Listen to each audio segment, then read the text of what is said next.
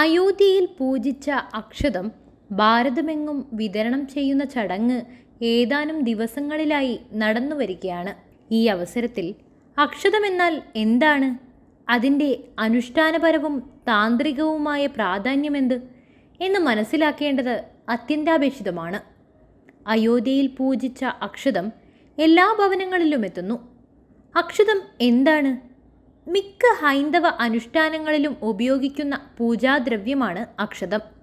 അക്ഷതമെന്നാൽ ക്ഷതമില്ലാത്തത് അഥവാ പൊട്ടാത്തത് എന്ന് അർത്ഥം.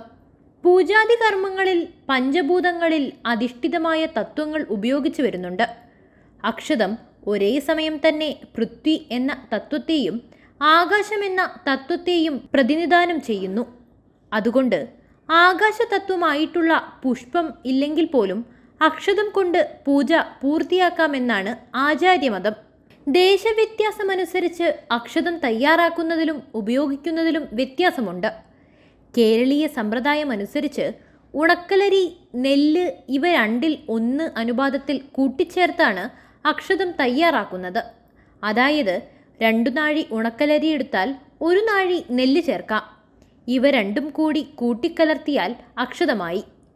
തമിഴ്നാട്ടിൽ ഉണക്കലരിക്ക് പകരം പച്ചരിയാണ് ഉപയോഗിക്കുക. അവിടെ നെല്ല് ഉപയോഗിക്കാറില്ല. പച്ചരിയിൽ മഞ്ഞൾപ്പൊടിയോ കുങ്കുമമോ ചേർത്ത് ഉപയോഗിക്കാറാണ് പതിവ്. ഉത്തരേന്ത്യയിൽ അവിടെ ഏറ്റവും കൂടുതൽ ലഭ്യമായ ധാന്യമായ ഗോതമ്പാണ് അക്ഷതത്തിന് ഉപയോഗിക്കുക. ഗോതമ്പ് മണികളിൽ മഞ്ഞൾപ്പൊടി അല്ലെങ്കിൽ കുങ്കുമം ചേർത്ത് ഉപയോഗിക്കും.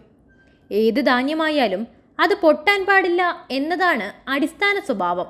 കേരളത്തിലെ പൂജാ സമ്പ്രദായങ്ങൾ താന്ത്രിക പദ്ധതിയുടെ ഭാഗമായതുകൊണ്ട് നെല്ലിനെ സ്വർണമായിട്ടും അരിയെ വെള്ളിയായിട്ടും കണക്കാക്കാറുണ്ട്. പൂജയിൽ വസ്ത്രം, ഉത്തരീയം, ആഭരണം മുതലായവ ദ്രവ്യങ്ങളുടെ അഭാവത്തിൽ അവയ്ക്കു പകരം അക്ഷതം സമർപ്പിക്കാറുണ്ട്. മലയാള സമ്പ്രദായത്തിൽ കടുകും എള്ളും ചേർത്ത് വിശേഷമായി അക്ഷതം ഉപയോഗിക്കാറുണ്ട്. അരിക്ക് പകരമാണ് ഇത്. അതായത് ഏതു തരത്തിലുള്ള ധാന്യം വേണമെങ്കിലും നമുക്ക് അക്ഷതം തയ്യാറാക്കാൻ ഉപയോഗിക്കാം.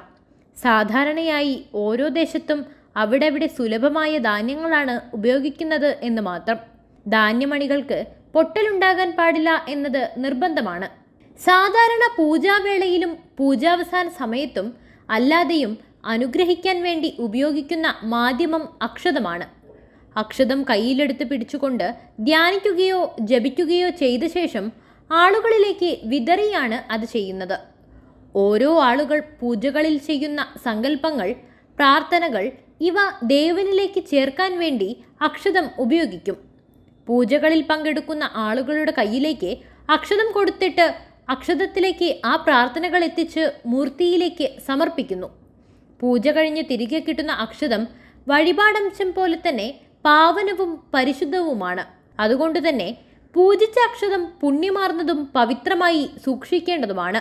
പിതൃക്കളെ ഉദ്ദേശിച്ചുകൊണ്ടുള്ള ശ്രാദ്ധക്രിയകളിൽ അവരോടൊപ്പം വരിക്കപ്പെടുന്ന വിശ്വദേവന്മാർക്ക് ഉപചാരാർത്ഥം അക്ഷതം സമർപ്പിക്കപ്പെടുന്നു.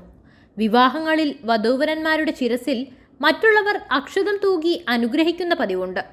പൂജ കഴിഞ്ഞ് തിരികെ കിട്ടുന്ന അക്ഷതം വഴിപാടംശം പോലെ തന്നെ പാവനവും പരിശുദ്ധവുമാണ്. അതുകൊണ്ട് തന്നെ പൂജിച്ച അക്ഷതം പുണ്യമാർന്നതും പവിത്രമായി സൂക്ഷിക്കേണ്ടതുമാണ്.